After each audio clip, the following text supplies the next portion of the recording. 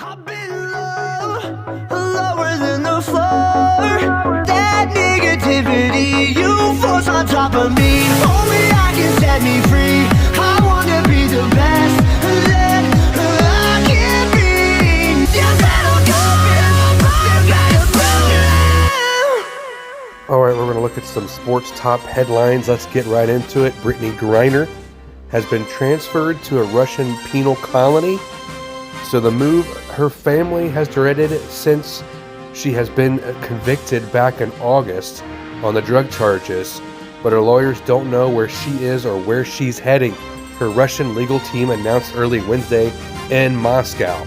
The transfer began Friday, her lawyer said, a day after the U.S. Embassy officials visited her and far ahead of the schedule they had anticipated after Griner's appeal was denied back in October 25th. So Griner's family might not know where she is for some time, according to the lawyers. Quote, notification is given via official mail and normally takes up to 2 weeks to be received. Russian penal colonies are known for having far harsher conditions than the Moscow jail where Griner has been since she has been detained in February. Next. Georgetown Hoyas snaps a 21-game losing streak. Didn't know that they had a 21-game losing streak under Patrick Ewing. Is that Coppin State or Copen State? I have no clue. But they did win the title back in 1984 under John Thompson Jr. But on Tuesday, nearly 50 years after Thompson's reign began, Georgetown snapped a 21-game losing streak. Prior to Georgetown's 99-89 overtime win against Coppin State, Patrick Ewing's squad had not won a game in 328 days, but the win did not come without a fight.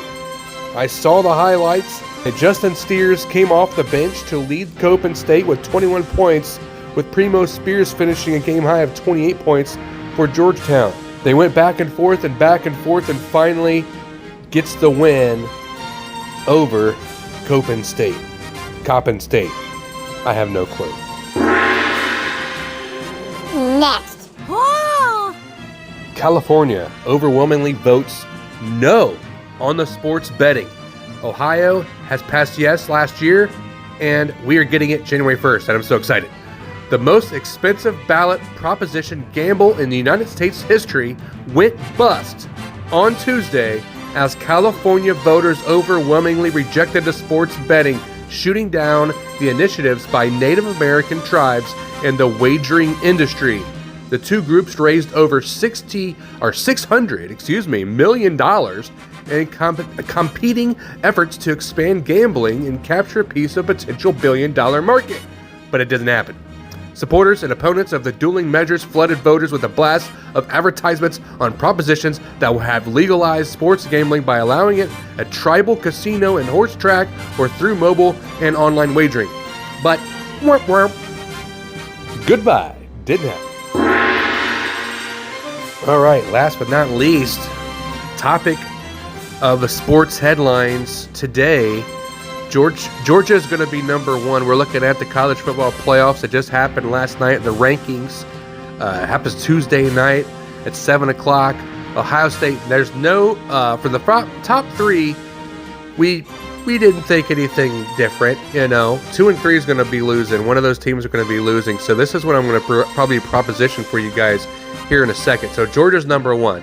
Ohio State number 2. Michigan number 3, obviously, if you guys watch this. And you obviously know what number 4 is if you've already watched it, but we're going to wait and give you guys a little bit of suspense until it pops up on the screen.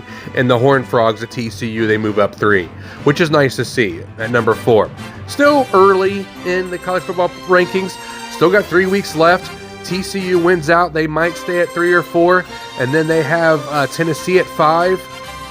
So I want to kind of talk about this for a second. Tennessee's sitting in the driver's seat for 2 SEC teams, 2 Big Ten teams, I think, to potentially be in the college football playoffs. And that's what I want to see.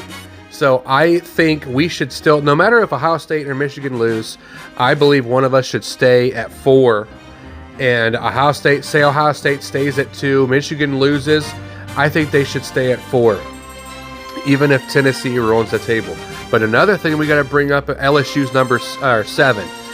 Oregon's at number 6.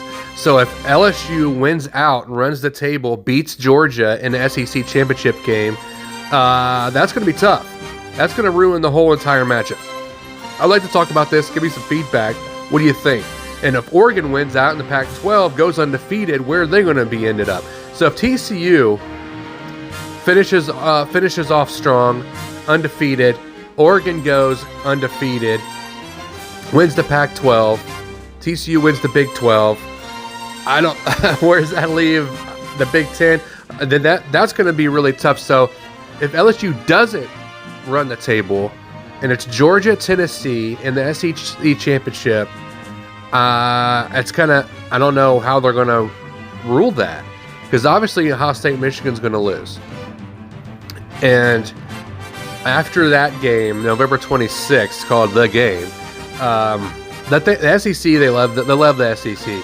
So I'm just hoping that it doesn't set up to be a 2 SEC team in the college football playoffs again, because I am going to boycott the college football playoffs if that happens. Obviously, it's a money grab. Obviously, they want more money into this pot. It's just obvious. So they're trying to set up an SEC, 2 SEC teams. So they have Georgia, Tennessee, and LSU sitting there 1-5-7. Oregon actually looks really, really good. They say that Bo Nix could be probably the best quarterback right now. If they wouldn't mess up earlier in the season, Bo Nix would probably be a Heisman candidate easy at number 1 over CJ Stroud. But go Tigers. I don't know. I just don't know what's going to happen. You guys let me know the feedback. What do you guys think? Love you guys. God bless. Tip the waitress.